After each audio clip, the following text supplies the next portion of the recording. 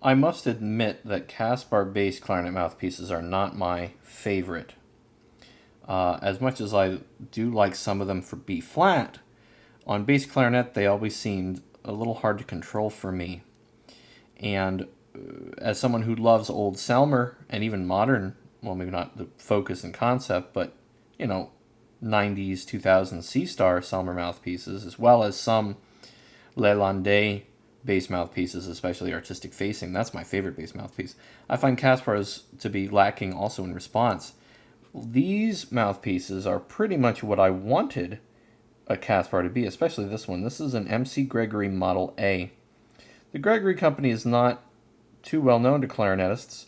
Among saxophonists, everybody knows the great Paul Desmond used an MC Gregory Model A for pretty much his whole career, and other great saxophonists, Jimmy Dorsey, Buddy Collette, uh, I forget the man who played Taxi Driver, and I'll think of his name in just a second. And Art Pepper played Gregory's, all very different sounds. This is one of the best bass mouthpieces I've ever played. Rico Products. 1950s, I believe. Very interesting throat shape. Unique. I've never seen anything quite like that. Really fantastic baffle. And so much hand attention. And the facing is also exquisite and unique. I've never seen bass work look quite like that. That beautiful tip rail, side rails, the window looks a little different. And one of the most complex, big, open, dark bass mouthpieces, good for orchestral work or commercial work. I've never played anything quite like it. And very reed friendly, very responsive, very colorful, incredible overtones. Really one of the best bass mouthpieces I've ever played. What's next to it is something that a lot of people have confusion about. So there were two kinds of Model A's for saxophone, Hollywood and Los Angeles, and they play different. So some people think that the Gregory by Master, the early ones with serial numbers, are actually what Desmond played, but that's not actually accurate. These mouthpieces on saxophone and on clarinet have less fine attention to detail in their finish. However, they can still be great. The later masters have much worse attention to detail. So you can see that throat is similar to the Model A, but a little less fine-tuned detail.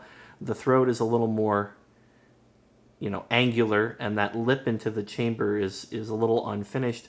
The baffle is really, really good, but not quite as precise as the Model A.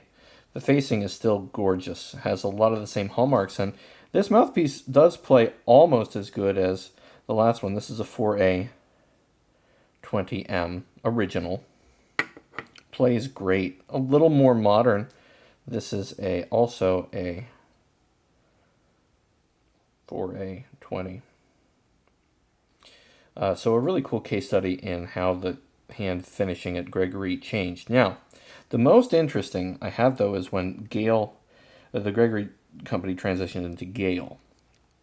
And Gale mouthpieces are pretty interesting. The Gale triple dots, say for B-flat clarinet or especially alto saxophone, can be really great mouthpieces. Gale products, and there's actually the address. And there it says Type 44, but what's really bizarre is that window looks like a saxophone window, looks like a tenor sax mouthpiece. The tip rail is incredibly thin side rails, amazing hand attention. The window is unlike any bass mouthpiece I've ever seen. There's the 3-digit serial, but the most interesting thing is the fact that the sidewalls are rounded, and I've never seen a bass mouthpiece with interior that looks like that. Now, the baffle is so intricate that it actually creates almost false sides there, what we consider a clarinet mouthpiece. The baffle is so shiny that it's this thing responds unlike anything I've seen, and there you see just how multi-layered. The baffle, you can see, is very similar to work in another video I have on a Gale companion alto sax mouthpiece. Very similar baffle work, but this is some of the most intricate baffle work I've ever seen. in a Gale mouth, in any bass clarinet mouthpiece or clarinet mouthpiece or saxophone mouthpiece. It's truly among the best, most finely detailed mouthpieces I've ever seen. And honestly, for especially commercial work, I think it's in a league of its own. Doing Eric Dolphy work, I've never played a mouthpiece that responds as easily. Makes bass feel almost too easy, almost like, I wouldn't even say B flat clarinet, I would say E flat clarinet. It's unbelievable. And if anybody's seen another one like these, please let me know. They all measure about the same too, and nothing too crazy, basically C star tip openings. But all three excellent. But especially that Gale is just so unique. I've never seen anything quite like it. And that's the early logo. Later logos have block lettering, much like how the logo changed between this early Gregory, Los Angeles, not Hollywood, and this Master Hollywood.